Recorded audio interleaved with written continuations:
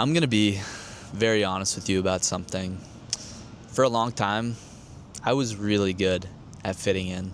Like, really good. I knew how to read a room. I knew what to say to make people like me.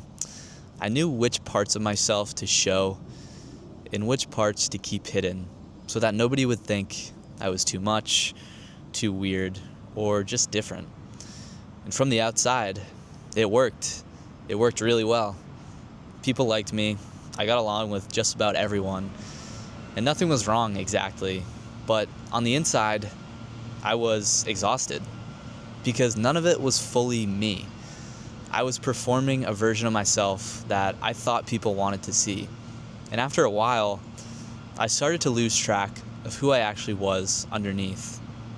And if you've ever felt that you're shape-shifting to fit whatever room that you walk into, this video is for you, because today I'm talking about what it really costs you to keep trying to fit in and what becomes possible when you finally stop. Now, here's the thing about trying to fit in.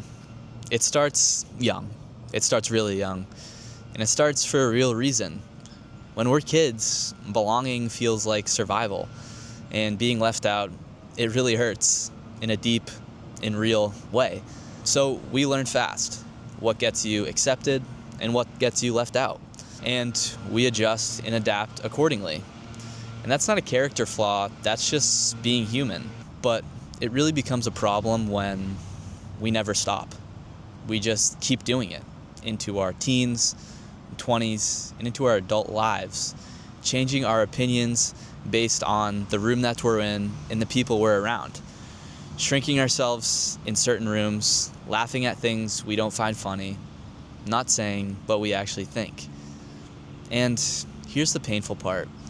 Even when it does work, even when people like the version of you that you carefully and meticulously put together, it doesn't feel good.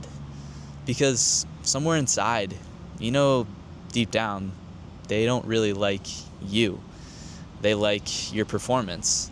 And that loneliness, it's oftentimes worse than being left out in itself. So you can be in a room full of people and feel completely alone if none of them are actually seeing the real you. Every time you hide a part of yourself trying to fit in, you send a message. And that message is, a part of me is not acceptable. That part of me is just too much. And that part of me needs to stay hidden. And over time, you start to believe it. You start to genuinely think that the real you, the unfiltered, unedited, unapologetic version of yourself is somehow just not enough, not lovable, not worth showing. And that's a heavy thing to carry. And most people, they're carrying it without even realizing it. And there's also the energy cost. Think about how much mental energy it takes to manage how you're being perceived, to track what you've said to who, to remember which version of yourself you're supposed to be in this context, to stay alert for any sign that you might be saying the wrong thing.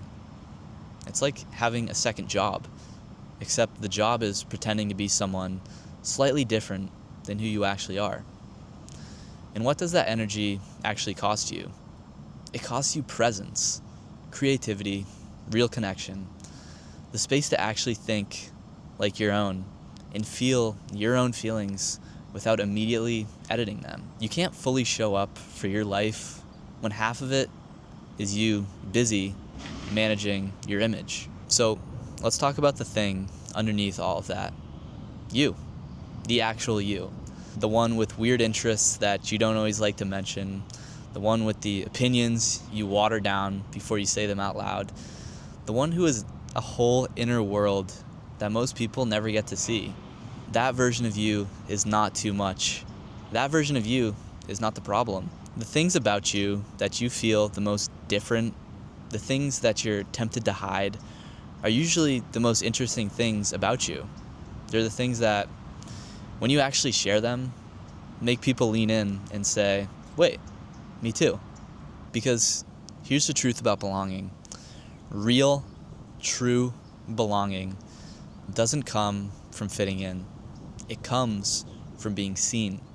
And you can only be seen if you show up as your real, authentic self. When you stop shrinking yourself and you start showing up as who you truly are, yes, some people are not going to connect with you, but the people that do, that connection is totally different. It's not built on a performance, it's built on something real. And those are the relationships, the friendships, the communities, the moments that actually feel like home. All right, so how do you actually start? Because if you spent years trying to fit in, being yourself for real can actually be a little scary. And you don't just flip a switch. You have to start small, and you have to start safe. You don't have to walk into every room tomorrow and be fully, loudly yourself. Start with one honest opinion that you share instead of keeping to yourself. One interest you mention that you might usually hide. In one moment where you don't laugh at the thing that you never found funny. And just notice what happens. Most of the time, it's nothing bad. And sometimes it's actually something unsurprisingly pretty good. And you also have to stop apologizing for who you are. Pay attention to how often that you soften yourself with phrases like, I know this is weird, but, or don't judge me, but you're apologizing for existing as yourself. Try dropping that. Just say the thing, just be the thing without any disclaimer. You also have to get curious about what you actually like.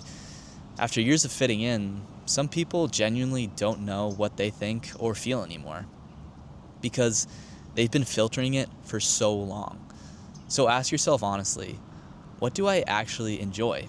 What do I actually believe? What kind of people do I actually feel good around? Reconnecting with all those answers is how you find your way back to yourself. And remember, this takes time. This is not a one-day project. It's something you practice, and you're gonna have to practice a lot. It's a muscle, and the more you use it, the stronger and easier it gets. So I'll leave you with this. There is only ever one you. Ever. In all of history, there's never been someone exactly like you, and there never will be ever again.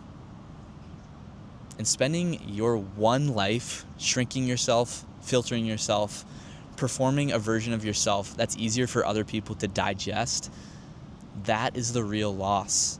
Not the awkward moments when you're too honest, not the people who don't get you. The real loss is never letting yourself be fully known.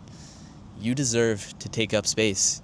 You deserve to be seen, not the curated version of you, the real one. So stop trying to fit in and start trying to show up. I really, really mean that. So I'll see you guys in the next one.